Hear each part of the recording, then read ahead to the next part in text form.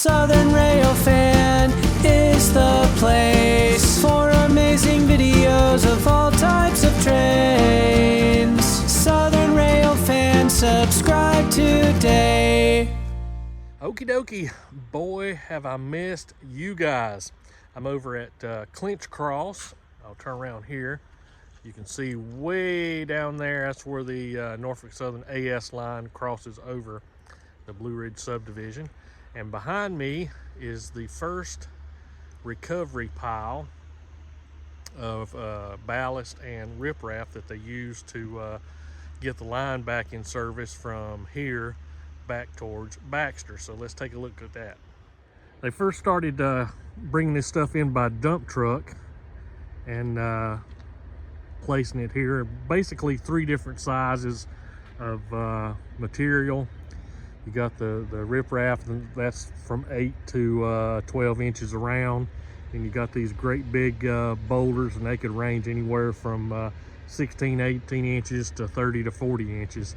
And then of course the ballast back there. Now this pile here is almost taken out of service. What they've been doing is moving their loadout piles further north as they get the track back in service. Right there, look how big that rock is compared to the cross ties there. So once they were finished with this loadout area here, they moved on north and started loading out and transloading from dump trucks at Sevier up there at their siding at Sevier, and now they're all the way up to Spruce Pine, North Carolina, and loading out there and moving forward very, very quickly. Now of course there's going to be some obstacles once they get on down into where some of the severe damage is, but they're making a lot of progress, and that is fantastic. Okie dokie, got over here where I can be on this driveway, and even being over close to the main line, I mean, even when I know that there's not a train coming, that's just not a safe thing to do, not a good practice to get into. A lot of you guys have been asking what's happening to our heroes, and they've kind of been spread out a little bit with just the rock trains working, and then a few trains working from Kingsport north. Some of the guys have been sent other places. For instance, the mesmerizers over in the Clifton Forge area. Andy Randandy is over in the not really middle Tennessee, but Etowah area, Tennessee, working over there. So if you're out rail fanning in those areas, look out for them and give them a good Moody Town wave. Obviously, with the report I'm giving you now that the CSX is moving ahead with rebuilding their line. NS, which we'll show a train of them here in just a minute, have got their line back in service all the way to Old Fort, North Carolina, and they've went up and worked the ARIA carpet plant there at Old Fort, and then they picked up some storage cars that were there at Old Fort and took them back east. So let's take a look at that train now.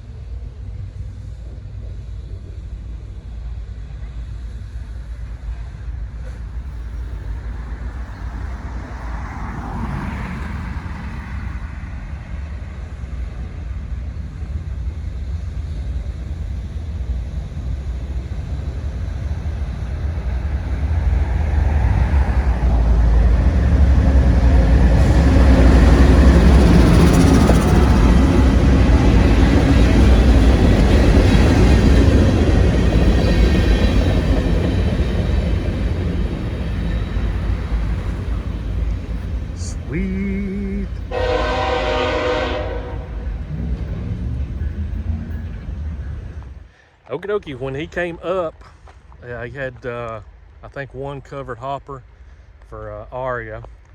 And then when he came back down, which we caught, he had those storage cars. And was 96Q, I think is what it was calling. And about a week after that, I forget what he was operating under, 91Q or 90 something or other, came up and worked Aria again. And I went over towards Asheville. We were taking our supplies and stuff around to different places, and there's still trees on the track and stuff around Ridge Crest and Black Mountain.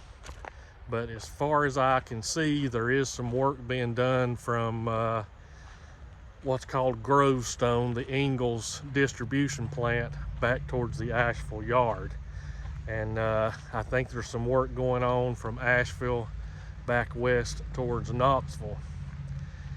But I think it's still up in the air whether NS is going to do anything with the loops at Old Fort.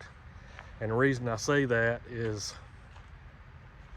there's no work going on. Nothing really has been said about that.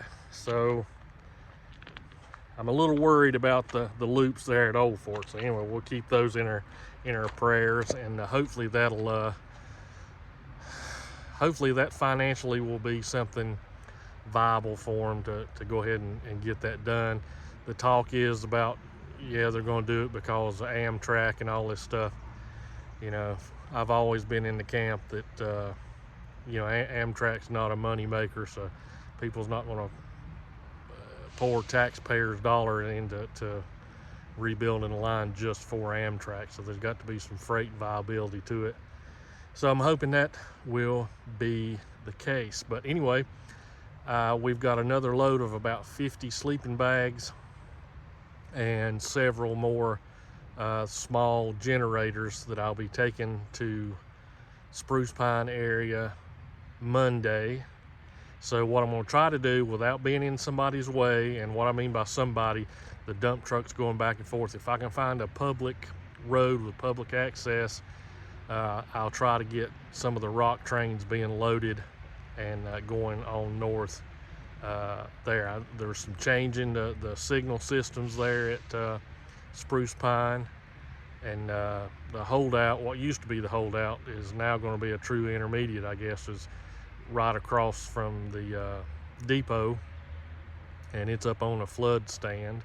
So we'll try to get some pictures, maybe a little bit of video of it. So I'm gonna try my best to get out and get some stuff, but not a lot of stuff going on around here. So probably going to be venturing out to other places to get some train video, but it's not going to be an everyday thing for quite a while. So, and we're looking probably before CSX does a revenue train like we're used to filming at Moodytown, could be as much as a year and a half or so before that happens. But I'm gonna keep working on trying to get video, but we're gonna switch back over and start showing a lot more of the old layout and get to work on it. But I want to thank you guys so very much for everything that you've done.